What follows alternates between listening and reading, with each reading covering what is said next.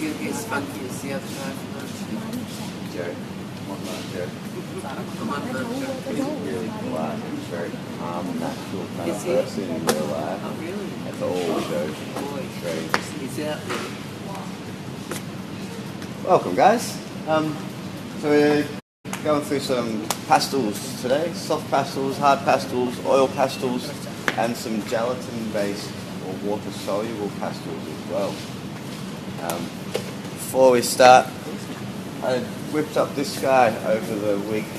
If any of you guys were here for when we did the water-soluble oil paints, we painted the little apple, remember? I've put on a layer of clear gesso over the top of that, and then come over the top with the soft pastels to build up the highlights and to give it a bit more texture and colour, and so you see it adds a bit more Why do you need gesso? weight to the thing. For adhesion reasons, mostly because it was a water-soluble oil. I wasn't sure if the oil would take pastels very well or not, but I knew the gesso wouldn't be too much of an issue. I did do it straight over the top of acrylic and it wasn't any issues. But I guess putting that layer of gesso on, it gives you a consistent, smooth surface that you're working on as well. You don't have soft bits and smooth bits and just a little bit of pre-prep stuff. But something to think of later up in life. You've got a painting you don't quite like. Alright.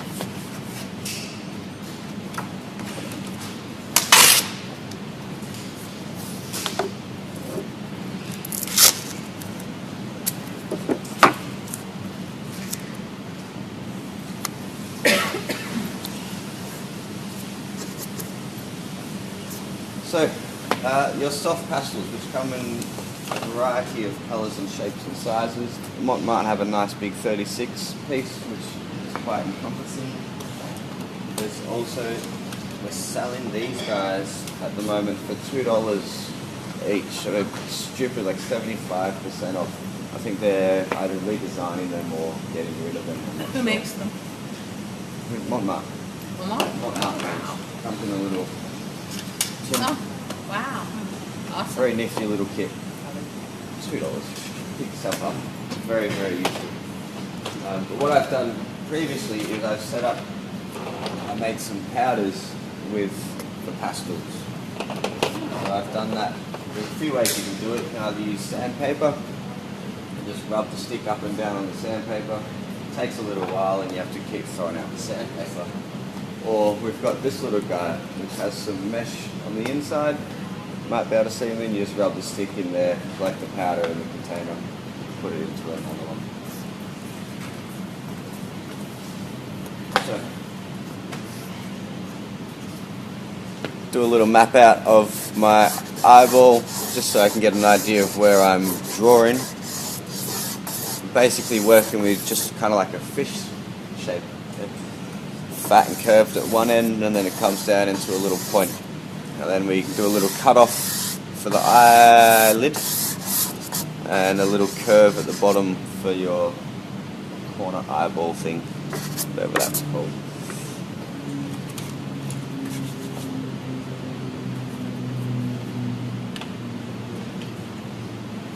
So we've got the pastel powder and a dry brush.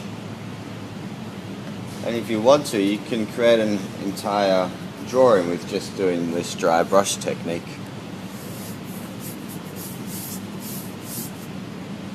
It's kind of like applying makeup at this point in time. Works a lot better on a flat surface than a vertical surface, so that the dust doesn't all just drop to the bottom and I can keep pushing it around.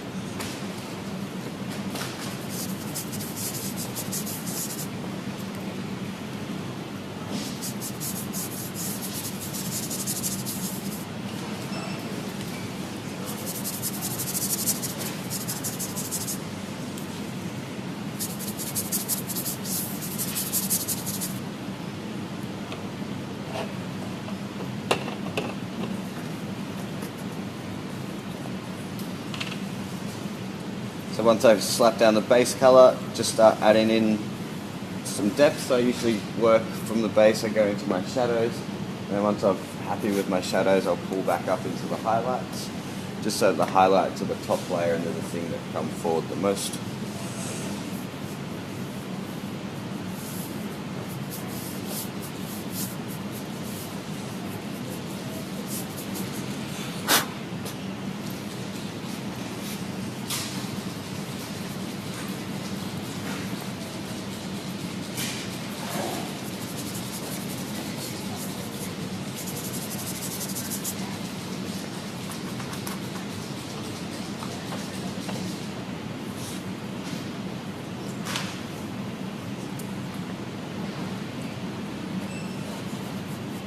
And each layer of the shadow becomes smaller and smaller as the darkness gets darker and darker. It covers less and less area as we go along.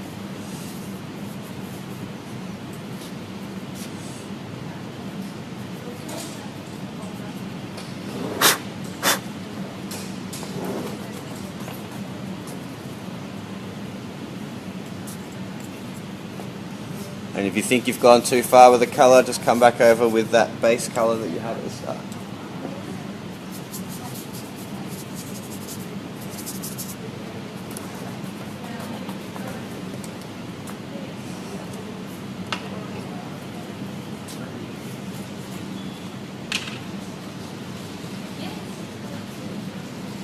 Be wary anytime you use pure black pastels because they are extremely strong, even in powder form. If you're not careful with them, it can quickly take over your whole drawing and you get a very dark, dirty looking drawing.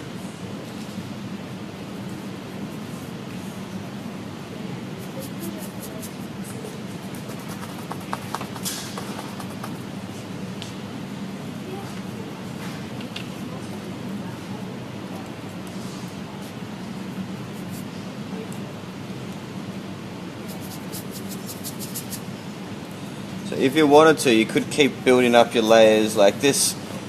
Get down a base, grab my fixative, give it a spray, wait a minute, add another layer, keep going until I'm happy with the consistency that we get. We can do the eye.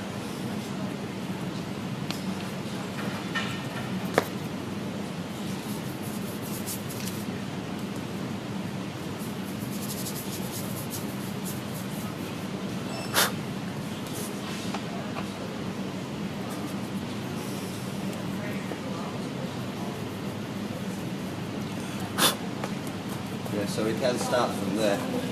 Or what I would prefer to do is then, as a base, come back over with my soft pastels, the actual physical guys, and start to build up my layers that way. And this little skin tone range that might have are quite nice. Again.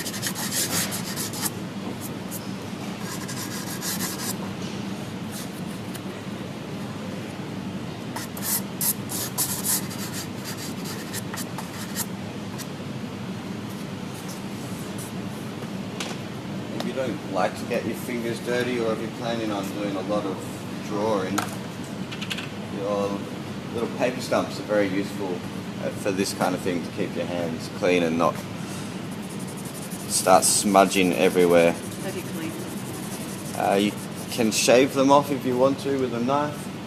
You've got a particularly sharp sharpener, sometimes you can get away with it, but mostly they're just kind of a throwaway thing once they've gotten too dirty.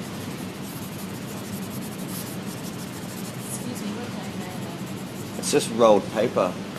So just paper rolled up densely into little balls and created into points.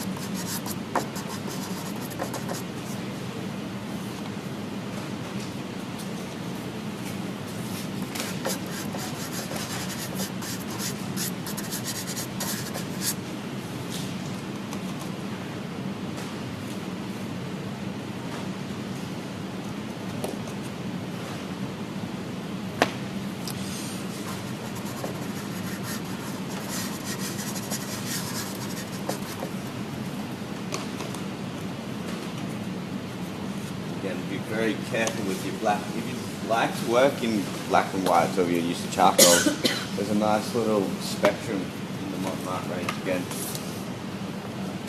which goes through all your soft tones, which is really useful for avoiding that stark black, which can very much take over a drawing.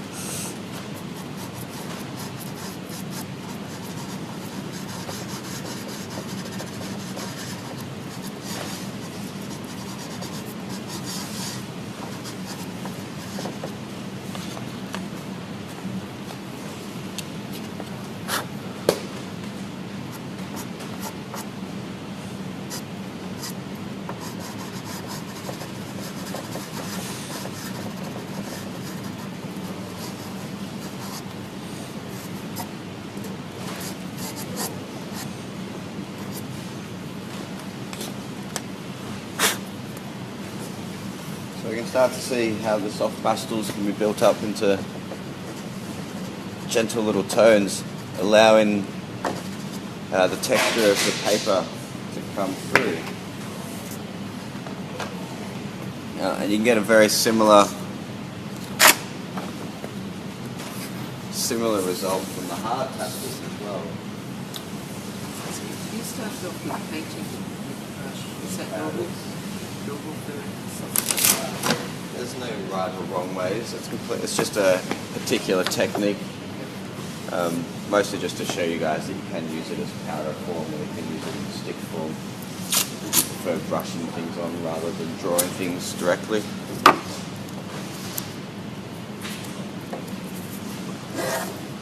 The powders can be a nice way to add a bit of background information as well without committing too much to any particular kind of detail.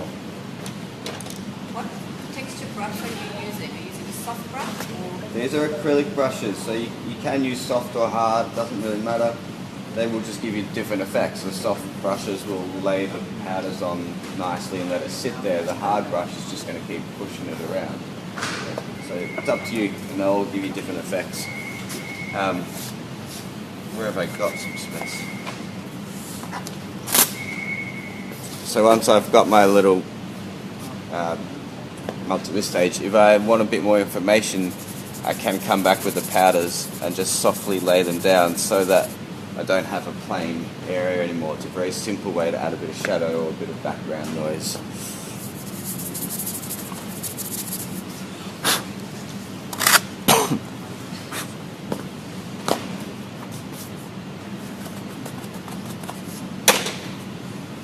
You can add a bit of water into your soft pastels as well, but there's a limitation to how much you can use in that the binder's quite weak with the soft pastels.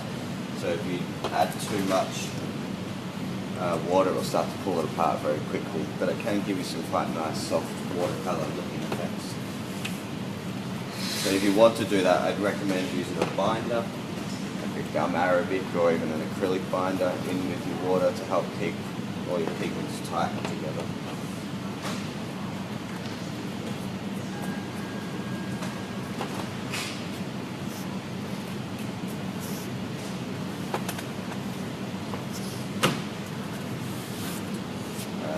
Hard pastels. So I personally, when using hard pastels, I use the Conte. They are the top of the range. They're extremely articulate, hold a very nice sharp edge. You can use very, very...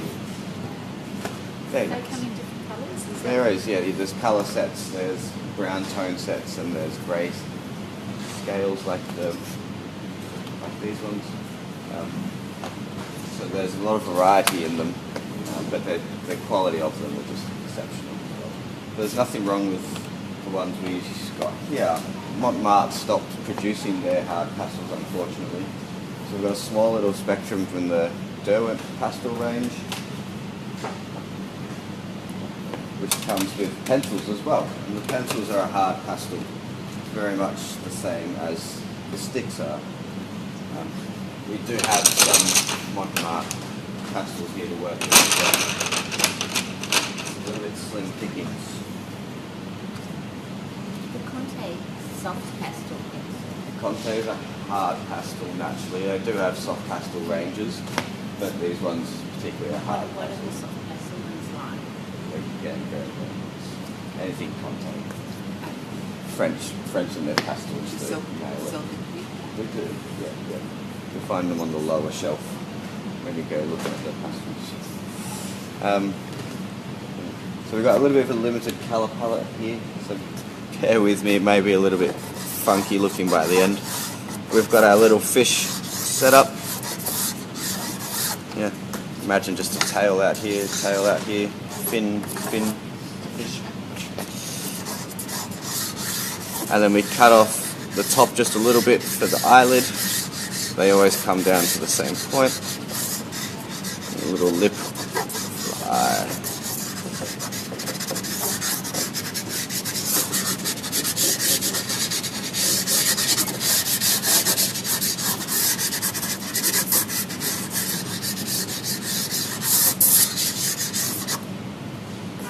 So you can see it's quite easy to jump between your flat edges to your fine points with the hard pastels, and that's one of the most beautiful things about them. You can get a lot of information down quite quickly with a lot of little effort.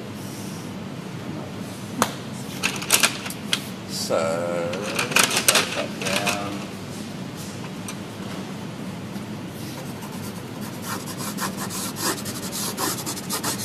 Because I'm using the pencil form, I'm going to resort a little bit more to my graphite line drawing kind of techniques where you do cross-hatching and all that kind of nonsense, and start building up the layers and layers from there, and you'll find that the pastels will blend into themselves.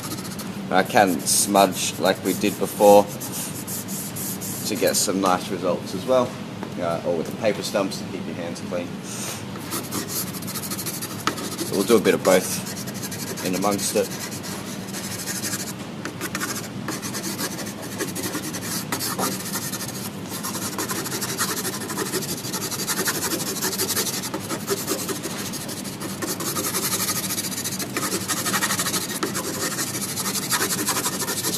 The shadow areas start quite big, and then as I get darker and darker, the areas get smaller and smaller.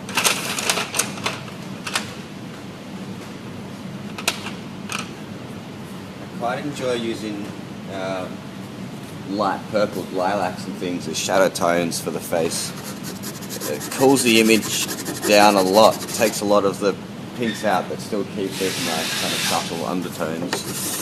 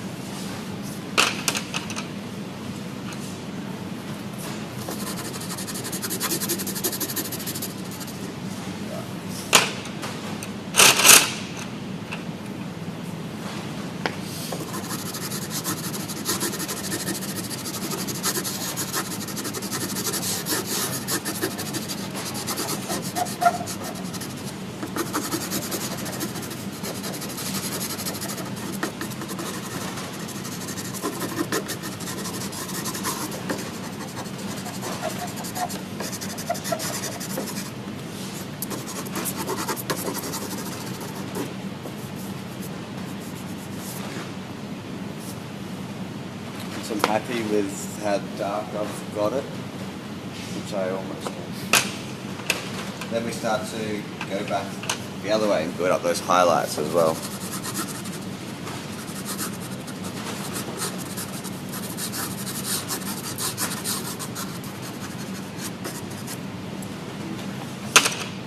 So pull up the highlights, we go for our yellows.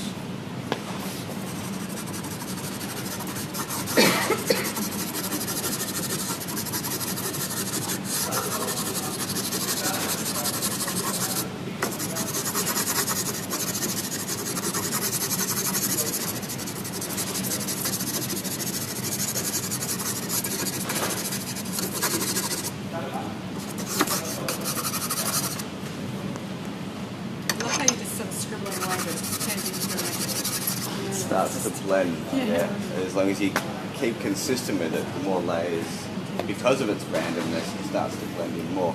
If I kept doing it all in the same way, we'd just have like this kind of running stream going, because it's going in every which direction. All it can do is flatten itself. Whenever possible, I prefer to use the sticks over the pencils.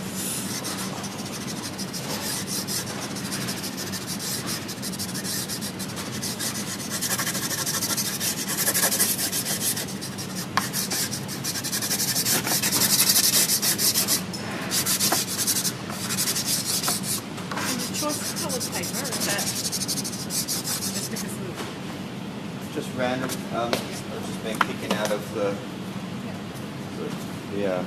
paper, which has 4 different colours in there. I think I've used up all the yellow already, but yeah, no personal choice. I like to allow that background colour to always come through and make a presence with the drawings, so it all becomes intertwined. So even if I have random colours, as long as the background's there, it's going to pull them in together.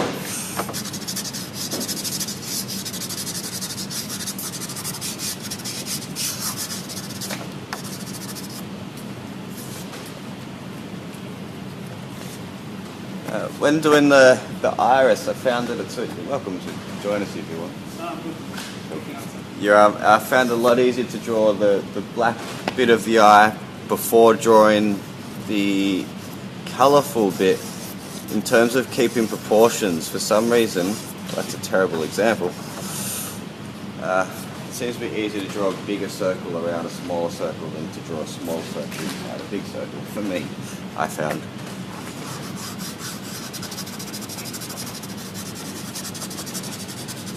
And the colours of the iris are always coming into the centre or out from the centre, depending on which way you're perceiving it.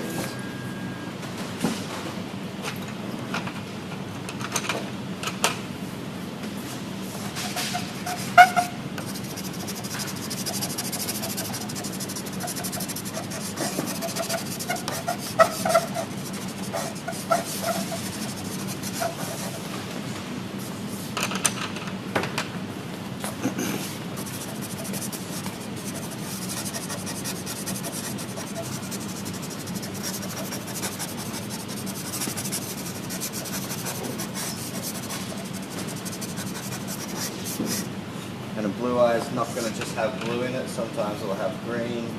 I'll throw in some of that purple that I used in the shadow tones as well, just to get a bit of harmony going in there. Just a very subtle hint.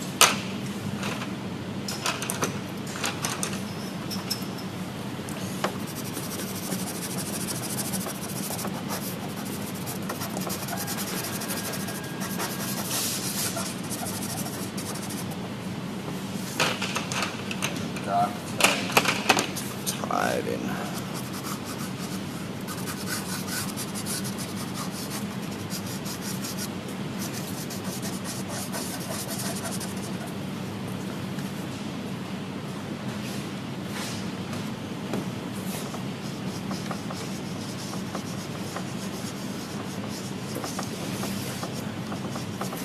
Somewhere around there.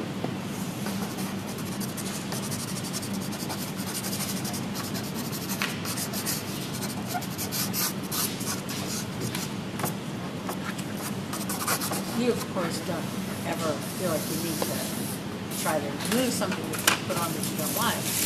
But is it possible to remove it? Any of these types To an extent, yes. So you are able to rub back pastels.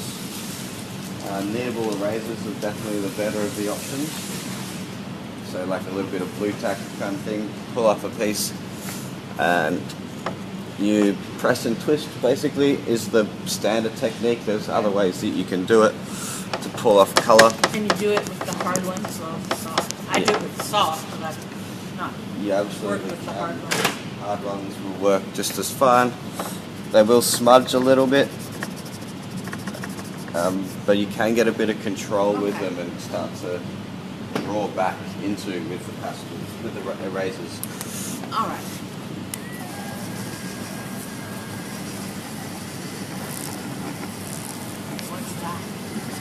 This is an electric eraser.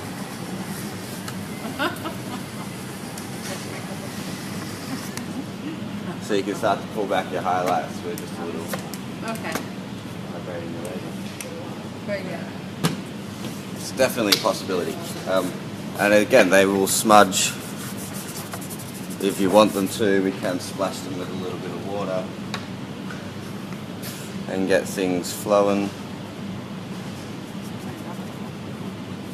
And you can set them with the same fixative. Yeah. So As soft. when using fixative though in pastels, the issue is that it'll flatten the colours quite a bit, and it will darken them just a slight bit as well. So where if you're adding lots and lots of layers, you still need to use your fixative, use it in between your layers, but when it comes to the final layer, you don't fix it. You don't varnish it, you don't do anything, you just hide it behind glass. Leave it as it is. Okay. But if it's not behind glass, you need to spray it. And if you're going to transport it, can you just put some tissue paper or Yeah, just tracing some glassine paper on it? paper or something like that. Yeah. Just spray that with this fixative top layer. Not the top layer, no. I don't think. No. But I sprayed it with fixative and went, oh, that's got a lot flatter, so I've gone and added another layer on top again, trying to bring that back. Okay. So you can compensate for it, I guess, by making it lighter and then fixing it if you want to. Is there one way you fix it with the Not particularly. They all seem to do the trick. All fixatives are fine. There are like the healthy pastel fixatives that are all organic and no propellants and that kind of thing. No real need for it. And technically can use hairspray, but it may discolour your fingers slightly and won't have the archival quality that a proper fixative will. But any fixative will do the trick. This hairspray darkened it too. Yeah. When you're traveling, a little tiny hairspray. Really, and you just do it very light. That could be good if you do want to be darker. Yeah. Alright. So, then we move on to oil pastels. Where before we could just use water to break them down, this time water will not do anything. These are the ones that you have to use chirps with. Correct. So, we've got a nice 48-piece spectrum of the oil pastels here to work with. And again, whether you use the smooth side or the rough side is completely up to you. Rough side gives you a nice texture and a bit more background information. The smooth side's a lot better for fine detail, which you're not really going to get with pastels, because they're too thick and chunky anyway. For consideration. And the trick with oil pastels is to build up the layers. You can see when it's down just a thin layer, it's just thin, there's not a lot to it. But once I start to apply it over and over and over again, you can see the colour starts to intensify and build up. And if I start adding different colours into that mix, then we start to get some nice blending and control going on.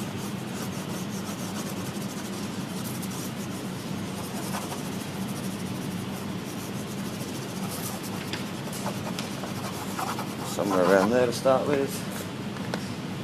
And then we start pushing it down into the darker tones.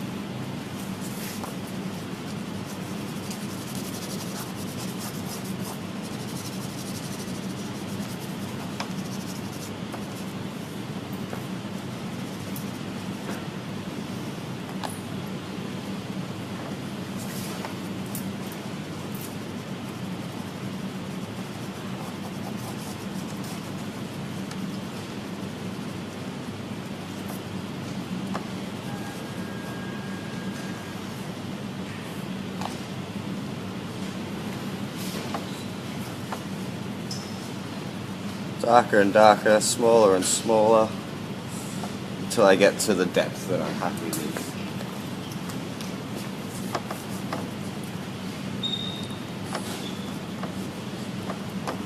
Somewhere around there. Now if you find that you've gotten to the point where it's starting to just look like random colours blended in together, come back to your base colour and push him back in.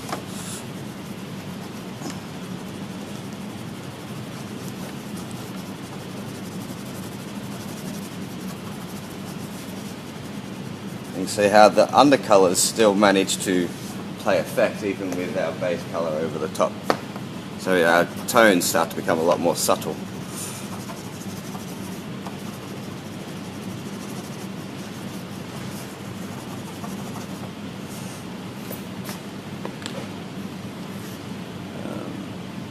And then once I'm happy with the depth of shadow, you're welcome to have a seat, guys, and join in if you want.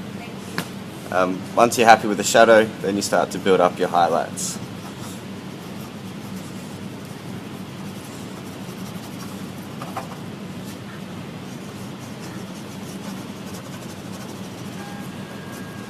Always consider where your light source is. Some people find it useful to draw a little sun. So anytime you get confused about where your shadow is, just think that there's direct lines. So that anytime it hits this side, it's going to be light. Anytime it falls behind, it's going to be darker, yeah?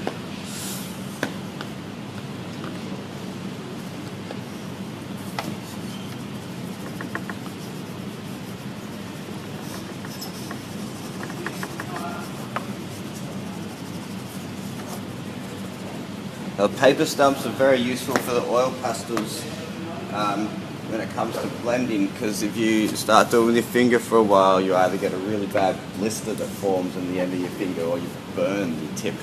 It hurts. So don't be shy to use your blenders. It's a lot simpler, a lot less painful. What do you do with that? Your hands with tips? If you have used fingers. The oil pastels aren't too bad in terms of transferring information onto your fingers. A couple of rubs will come off, but the touch will be your solvent. With the soft pastels and that, just a damp cloth, a bit of water will wash them off.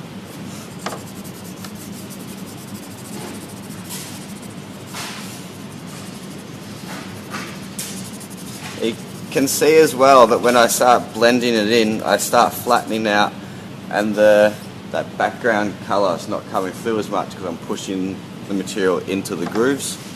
So it allows you to get a bit of a variety in your textures as well.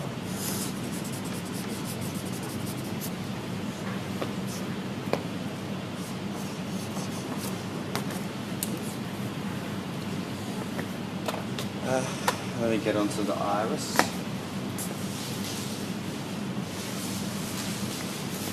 Get a little one.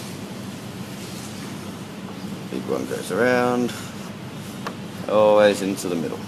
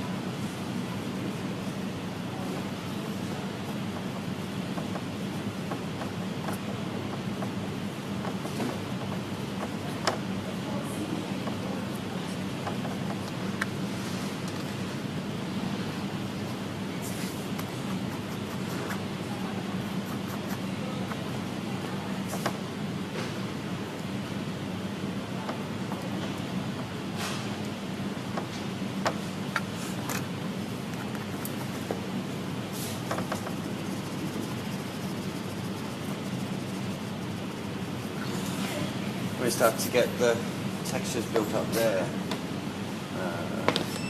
That's not good.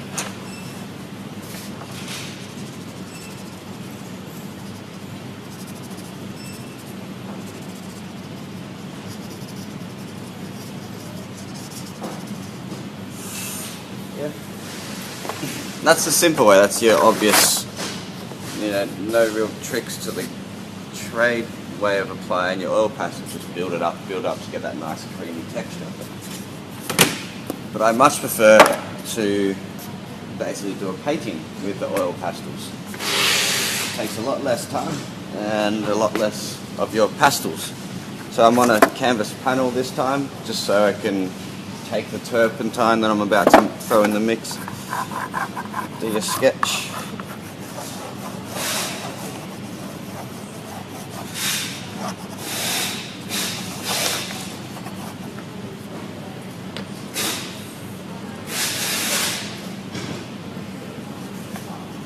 Couple of tones.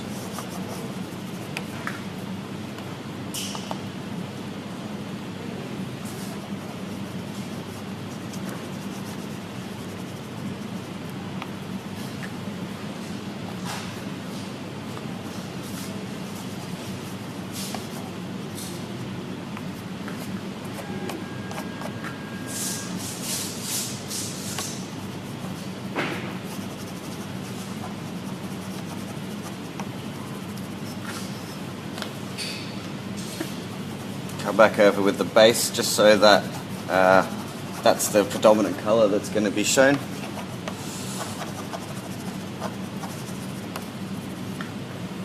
Don't forget your extreme highlights. Your canvas is quite coarse, isn't it? Sorry? The canvas that you use, it's quite coarse, so it's going to... It has texture to it, yeah. Because it's a cotton wrapped around with a bit of gesso prime. Same as you would on these kind of canvases, but because it's got a firm backing, there's no dipping when you're trying to apply. Yeah, there's definitely some texture on the canvas. So when you're applying it then, are you going to leave the gaps, coming through, the texture coming through? No, once I get in there with the turpentine, all that's going to start to break down and fall apart. So I can control whether it does or not, whether it falls into all those little gaps. Do you have it applied just so on that? No, it's already pre-primed. Oh, it's pre-primed. Yeah. All the Mod Mart canvases are triple coated. Can I perhaps have a close look at the stage? Yeah. Oh yeah, I see this here.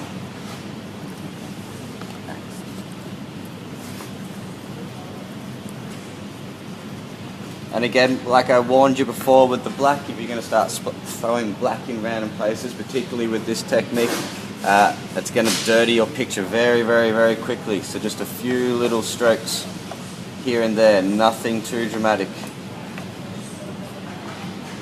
It's going to stand out like something horrible.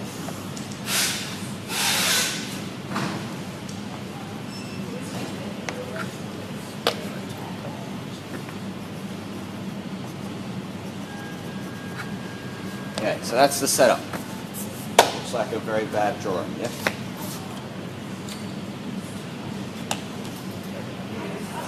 Alright, so I've got some turpentine from a bottle that I've put into little dippers so that they stay not falling out everywhere and they don't stink us out.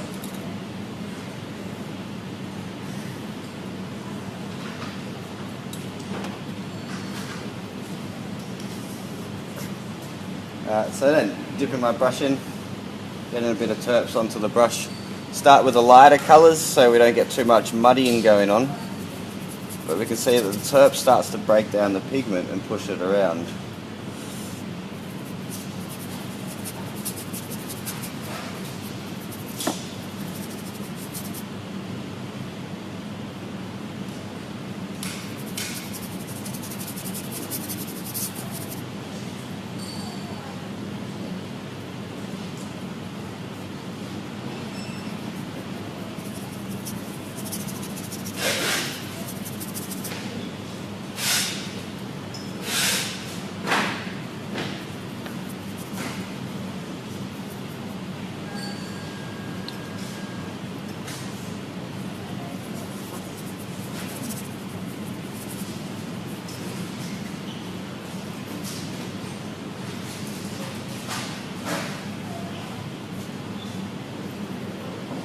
actually apply that on paper or the oil pastels and do the same sort of technique? Not so much, because it's hard to do this on paper because of the terps. The terps is very rough on paper. You had canvas pad to get away with it, but you got to worry about buckling of the paper as well if it takes too much liquid. But there is an alternative. The next one we're going to have a look at is basically the same idea, but it's water-based, gelatin-based. So there's no nasty terps involved, and you can get a very similar look. In fact, a much more vibrant look. It's quite dull, isn't it? These ones, yeah. Which, a quick coat of some varnish would certainly fix that. Gloss varnish or something like that. I like it though. Gives it a stern look. Yeah. Do you have to varnish that? You don't have to, no, not at all. Somewhere around that.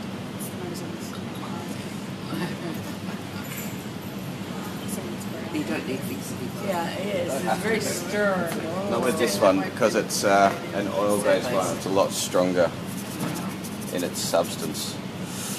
Yeah. But you get the idea. So then we switch over to paper.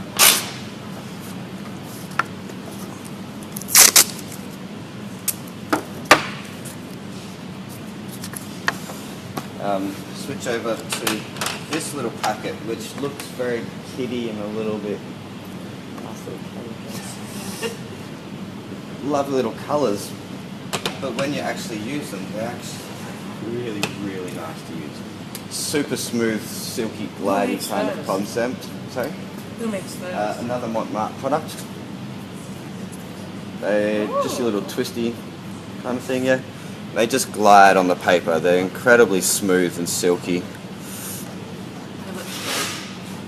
I think they're about $17 normally. As always, we're offering the 15% off in store today only for any of the pastel things that you see here today. Slap on some colour. So they work in a very similar way to the oil pastels. Better off to build up layers and layers and get them to blend that way as a single technique. Are they watercolor or? They're water soluble. Water soluble. So we'll do one on a panel as well, and I'll show you what happens when you add water to them. But they're so smooth that you can very quickly just do a little blend with your finger, and already you're starting to get some half tones developing. Yeah, very simple.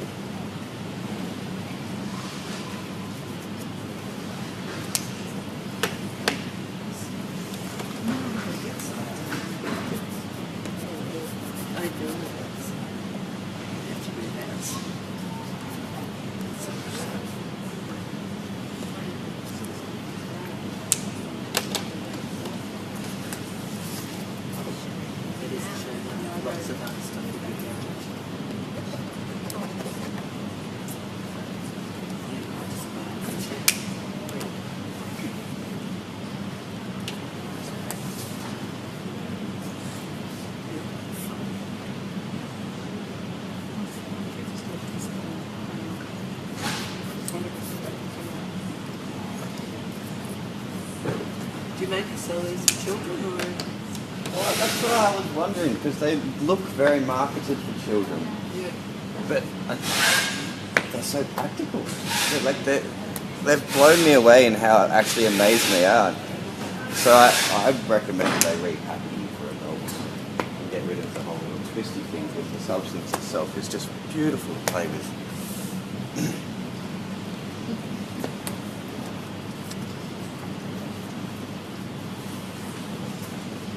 So you can just do a little smudge and just push it in and pull up the colour. It's very much like makeup product. Yeah. The only downside is the white isn't particularly strong. It'll blend in quite nicely, but it won't give you a solid white thing over the top. But you could mix it with one of the other things to get the solid blue.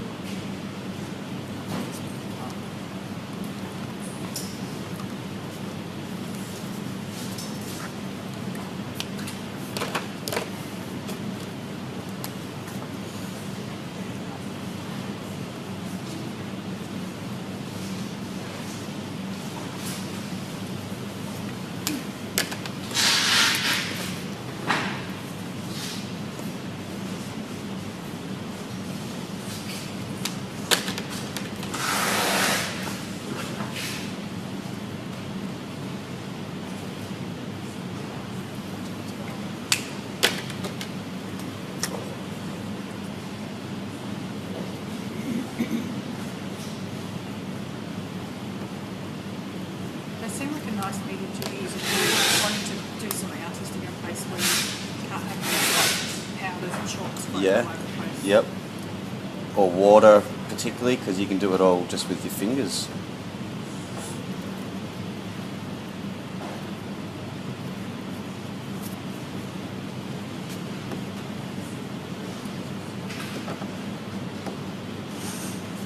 You get the idea, yeah? Yeah. It's a lot more exciting when we throw the water in.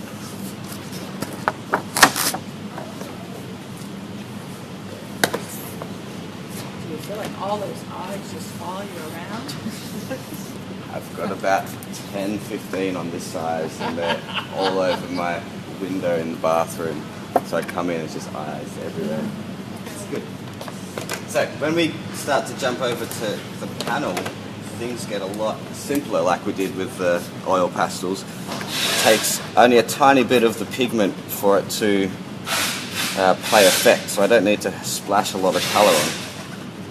I will do with the base colour, so that's the colour that always keeps coming up, and I've got a consistent tone coming through. But otherwise, I only just need dabs of each little colour.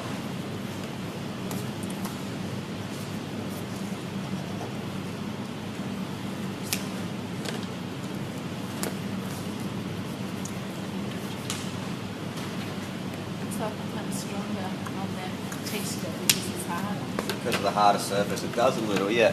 And once I add water into the mix as well, you'll see that all the colours just take off. Do you have water to the paper?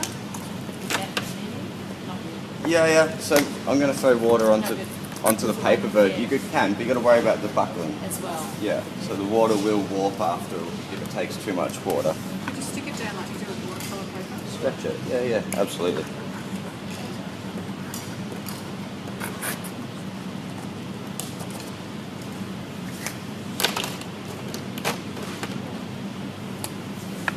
So if you wet your paper, does that do the same technique if you actually If you wet it first, Yeah. then you start to get the thing where streaking? not so much streaking, but as you apply it, it kind of just sucks out.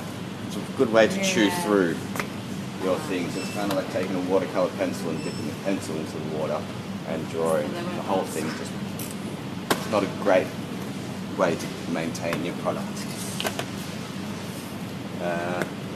Lost some of that tone. Come back. Come back. That's the cool.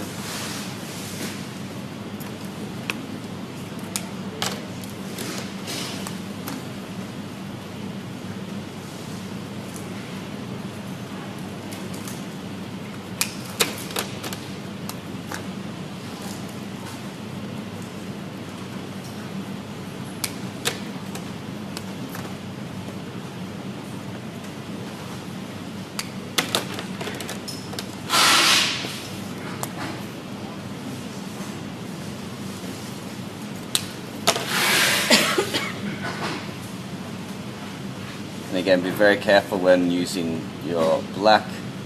He will take over everything if you're not careful. So something like that as a setup is all you really need. You can jump over same brushes, acrylic or watercolor brushes, doesn't matter. We're just using water this time. Start with your lighter areas. You can see the paint starts to lift very quickly and spreads quite well.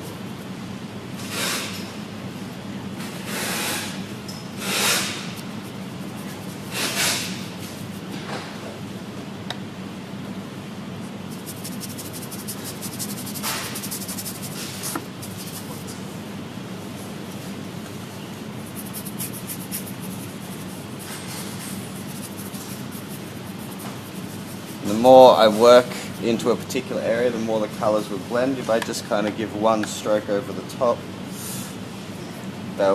you'll allow the other ones to still kind of sit there. Too much water.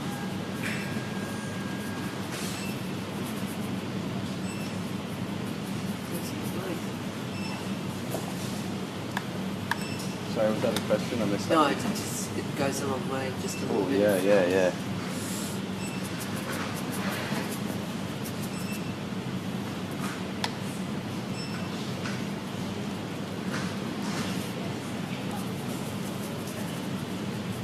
Turn in the eyeball.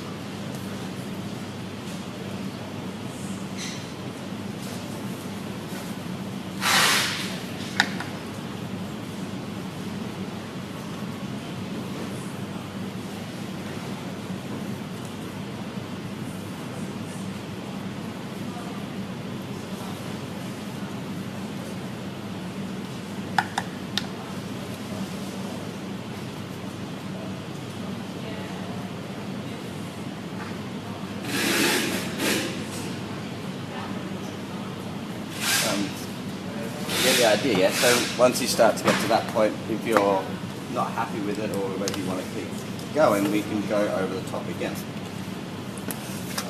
Lost a bit of tone here, or if we don't like the colour of this particular section.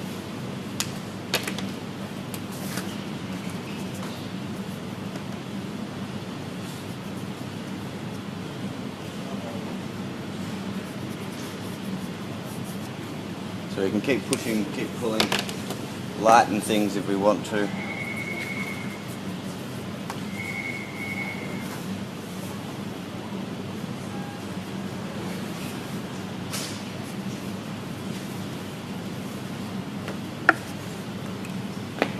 Look at those horrible bits.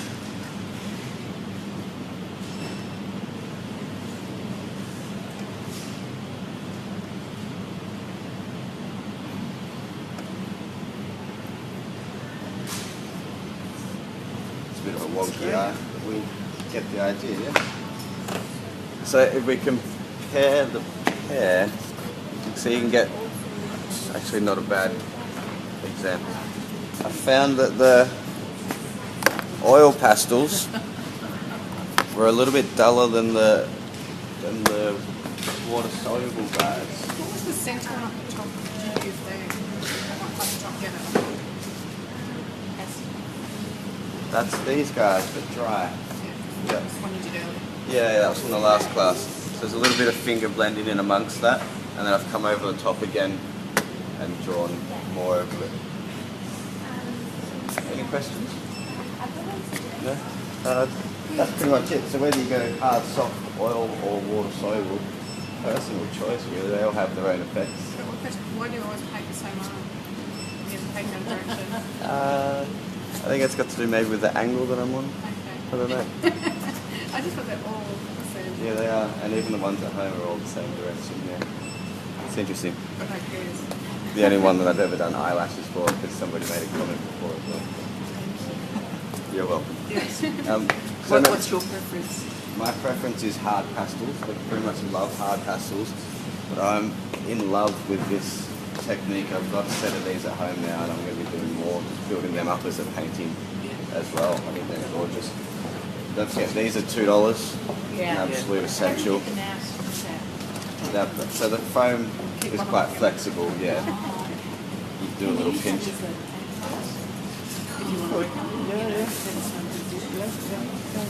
And 15% off all the other pastel things as well, guys. Okay, thanks very much.